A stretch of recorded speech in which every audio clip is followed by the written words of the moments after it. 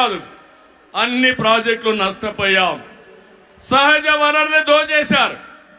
Land, sand, wine, mine అన్నిట్లో వేల కోట్ల రూపాయలు దోపిడీ చేశారు. జే బ్రాండ్లతో లిక్కర్ తెచ్చి ప్రజల ప్రాణాలు పణంగా పెట్టి అతని ఆదాయం పెంచుకున్న దుర్మార్గుడు ఈ జగన్మోహన్ రెడ్డి. ఓటేసిన ప్రజల్ని పన్నుల బాధలతో కాటేశాడు, పెట్టుబడులు తరిమేశాడు.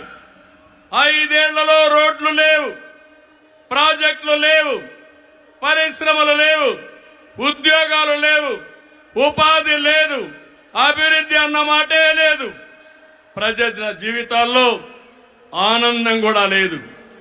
అంతటా గంజాయి, అశాంతి, అభద్రత, ఆందోళనతో బంగారు లాంటి రాష్ట్రాన్ని జగన్ చీకటమయం చేశాడు. విధ్వంసమే తన విధానమై రాష్ట్రాన్ని కూల్చేశాడు. గతంలో ఎప్పుడూ లేని విధంగా జగన్మోహన్ రెడ్డి అక్రమ కేసులు పెట్టి రాజకీయాలను కలుషితం చేసే పరిస్థితికి వచ్చాడు.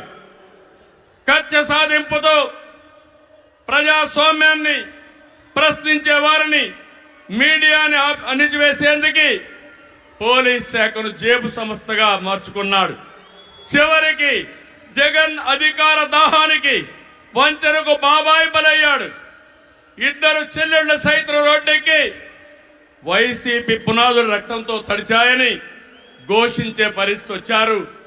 జగన్కు ఓటేయద్దని సొంత చెల్లెళ్లే చెప్పారంటే 5 కోట్ల ప్రజానీకం అర్థం చేసుకోమని విజ్ఞప్తి చేస్తున్నా. తమ్ముళ్ళు, ఈ రాష్ట్రంలో ఎవరైనా బాగున్నారా అని మిమ్మల్ని అడుగుతున్నా. రైతులు బాగున్నారా తమ్ముళ్ళు అని అడుగుతున్నా. యువతకు ఉద్యోగాలు వచ్చాయని అడుగుతున్నా. మహిళలకు రక్షణ ఉందా అని అడుగుతున్నా. ఎస్సీ, బీసీ, ఎస్టీ, మైనారిటీలకి ఏమైనా లాభం జరిగిందా అని అడుగుతున్నా. ఇలాంటివన్నీ చూస్తే ఒకరిద్దరు కాదు, అందరూ నష్టపోయారు.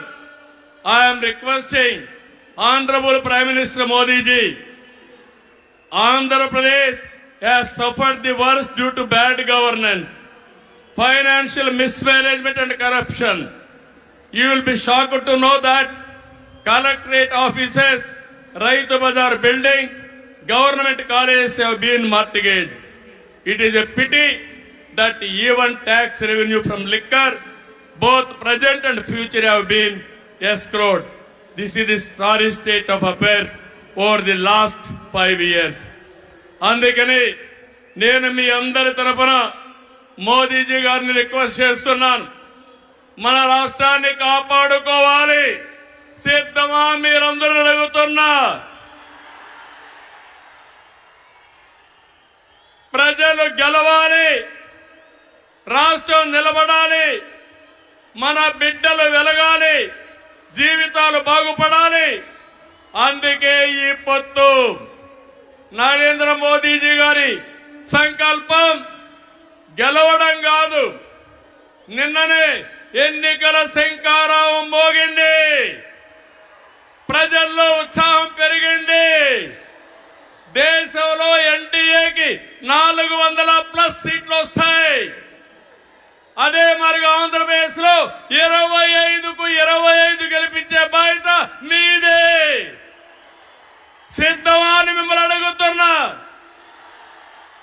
అది చేసి ఈ రాష్ట్ర పునర్నిర్మాణం చేసుకోవాలి. మోదీజీ గారి నాయకత్వంలో దేశాన్ని ముందుకు తీసుకుపోతే ఎన్డీఏ పాలనలో ఆంధ్రప్రదేశ్ ని బాగు చేసుకుందాం. అందరూ సహకరించమని కోరుతూ మరొకసారి మోదీజీ గారిని మనస్ఫూర్తిగా ధన్యవాదాలు, కృతజ్ఞతలు తెలియజేసుకుంటూ ఈ మీటింగ్ కు వచ్చిన మిమ్మల్ని అందరినీ పేరు పేరు